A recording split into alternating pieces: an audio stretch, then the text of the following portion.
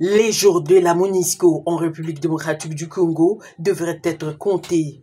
C'est l'essentiel du message des députés nationaux élus du Nord Kivu au chef de la diplomatie congolaise, Christophe Lutundula Penapala. Au cours de cet échange convivial, la position ferme sur le départ de cette mission des Nations Unies en RDC témoigne de la détermination du peuple de cette partie de la République de voir enfin cette force vider les lieux. Christophe Lutundula Penapala, très attentif, s'est engagé à traduire en acte cette volonté populaire exprimée par les élus du peuple, dont la droite ligne tracée par le président de la République, Félix-Antoine Tshisekedi Tshilombo.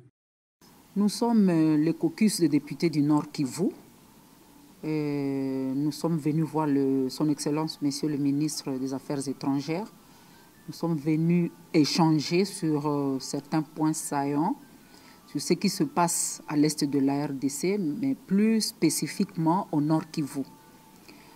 Tout le monde de toute la RDC le sait. Il se passe des atrocités depuis bientôt presque 22 ans à l'est de la RDC, malgré la présence très prononcée de la MONUSCO. On nous parle de 22 000 casques bleus, qui sont officiellement une force de protection de la population pour le moment. Mais vous êtes au courant de ce qui se passe là-bas. Vous avez suivi vous-même les déclarations de certains membres de contingents de la MONUSCO qui ont déclaré presque officiellement que les forces négatives qui sont là-bas, surtout le M23, seraient mieux équipées et plus armées que leurs forces. Ce qui a énervé la population, qui aujourd'hui réclame que sans délai, la MONUSCO puisse quitter la RDC parce qu'elle a fait une déclaration d'impuissance. Vous savez comment cela s'est soldé par de morts d'hommes. Il y a eu plus de 34 décès de civils au Nord Kivu et aussi des casques bleus qui sont morts là-bas. Et il était plus qu'important que nous puissions venir récolter des informations sûres et fiables auprès de notre ministre des Affaires étrangères sur tous les balais diplomatiques qu'ils sont en train de faire avec les pays voisins, notamment le Rwanda, l'Ouganda, le Burundi, le Kenya, et j'en passe, par rapport à la constitution de la force est-africaine d'interposition qui se déploiera, on ne sait pas quel jour, à l'est de la RDC, plus particulièrement au Nord Kivu.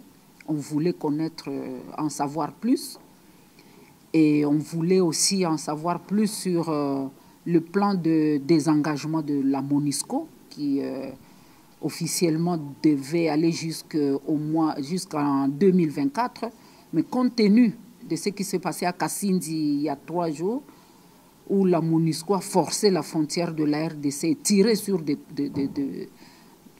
une population désarmée, et même sur notre police nationale, la PNC, nous sommes venus demander à notre ministre des Affaires étrangères, qui a une voix et une bouche autorisée, de reconsidérer ces plans de désengagement.